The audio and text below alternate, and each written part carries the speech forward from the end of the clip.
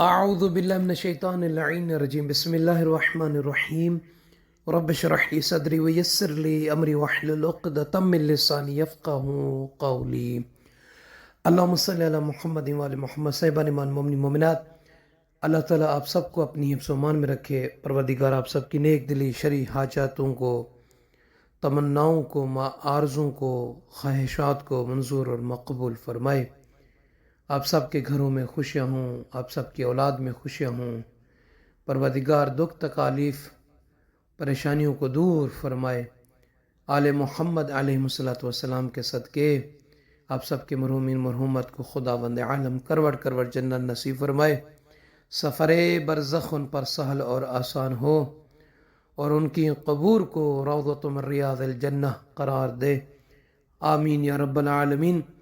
صاحبان ایمان مومنین مومنات، 11ویں شب شعبان کی نماز، طریقہ فضیلت، ساتھ میں وہ افراد کے جو نیند نہ آنے کی شکایت کرتے ہیں کہ کروٹیں بدل بدل کر تھک جاتے ہیں، نیند نہیں آتی، خواہ وہ بڑا ہے چھوٹا ہے، جوان ہے، مرد ہے یا عورت ہے، اس کے لیے ایک آسان سا طریقہ ہے نیند آنے کا، دعا کا۔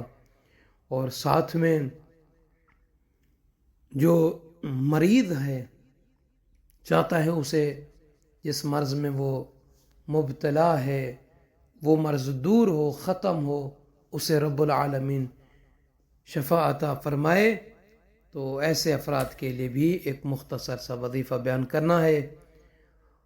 روزمرہ کی طرح آپ سب سے عرض ہے کہ جن احباب نے ابھی تک نجف کربلا چینل کو سبسکرائب نہیں فرمایا، سبسکرائب فرما دیں، لائک اور شیئر کر دیا کریں، تاکہ دوسرے مومنین بھی اس صدقہ جاریہ والے کام میں شامل ہو کر مستفید ہو سکیں۔ جزاک اللہ۔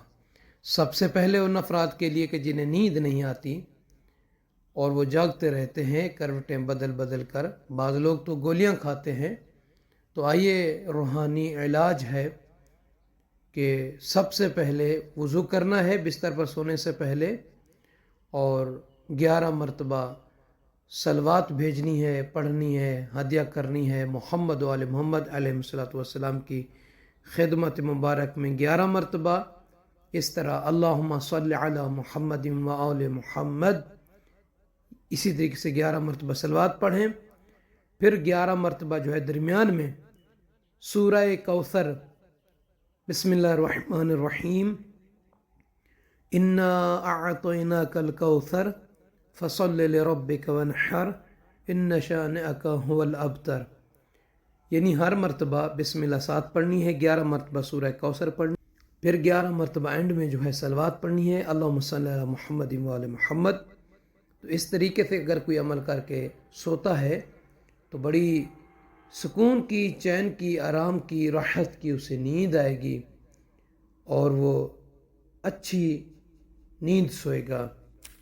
اور دوسرا عمل ہے بیماری سے شفا یابی کے لیے 7 مرتبہ اس آیہ قرآنی کے، یعنی سورہ بنی اسرائیل کی آیت نمبر 82 کے اس مختصر سے حصے کو آپ نے 7 مرتبہ مریض پر پڑھیں، آپ کی مرضی ہے، پانی رکھ کر 7 مرتبہ اس پر دم کر کے پھونک مار کے مریض کو پلا دیں، وہ بھی آپ کی مرضی ہے۔ پڑھنا 7 مرتبہ ہے، یہ چند دن کریں گے پڑھ کر عمل، تو انشاءاللہ تعالی وہ مریض جس بیماری میں مبتلا ہے اس سے شفا پائے گا۔ وہ یہ ہے کہ سورہ بنی اسرائیل کی آیت نمبر 82، وَنُنَزِّلُ مِنَ الْقُرْآنِ مَا هُوَ شِفَاءٌ وَرَحْمَةٌ لِّلْمُؤْمِنِينَ وَلَا يَزِيدُ الظَّالِمِينَ إِلَّا خَسَارًا۔ اس آیہ مبارکہ کے مختصر سے حصے کو مریض پر یا پانی پر پڑھ کر آپ نے دم کرنا ہے۔ پانی پر دم کرنا ہے تو اسی مریض کو پلانا ہے، اگر مریض پر دم کرنا ہے تو مریض کے چہرے پر ہر مرتبہ جو ہے پھونک مارنی ہے، 7 مرتبہ اس کو پڑھنا ہے۔ تو انشاءاللہ تعالی چند دن عمل کرنے سے وہ صحت یاب ہو جائے گا، تندرست ہوگا۔ تیسرا عمل جس کا تعلق 11ویں شب شعبان کے حوالے سے ہے، اس شب میں 11ویں شب میں 8 رکعت نماز ہے، 2 کر کے پڑھنا ہے۔ مغرب کے بعد سے لے کر صبح تک کا اس کا ٹائم ہے۔ نیت کریں گے کہ 2 رکعت نماز شب 11 شعبان المعظم کی پڑھتا ہوں یا پڑھتی ہوں، قربتاً اللہ۔ اللہ اکبر کہنے کے بعد ہر رکعت میں یعنی پہلی اور دوسری رکعت میں الحمد کو 1 مرتبہ پڑھنا ہے اور سورہ کافرون کو 10 مرتبہ پڑھنا ہے۔ یہ 8 رکعت نماز ہے، 2 کر کے 4 مرتبہ پڑھیں گے تو 8 رکعت بن جائے گی۔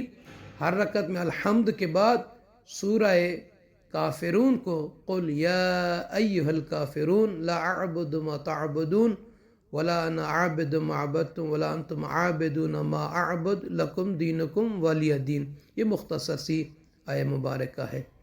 اور جو بندہ یہ نماز پڑھے گا، جو کنیز رسول اعظم صلی اللہ علیہ وآلہ وسلم فرماتے ہیں کہ قسم ہے اس پروردگار کی کہ جس نے نبی برحق بنا کر مبعوث کیا، بھیجا، اس نماز کو سوائے مستکمل المؤمن، مستکمل الایمان المؤمن جو ہے پڑھے گا، یعنی وہ مومن کہ جس کا ایمان کامل ہوگا وہی پڑھیں گے۔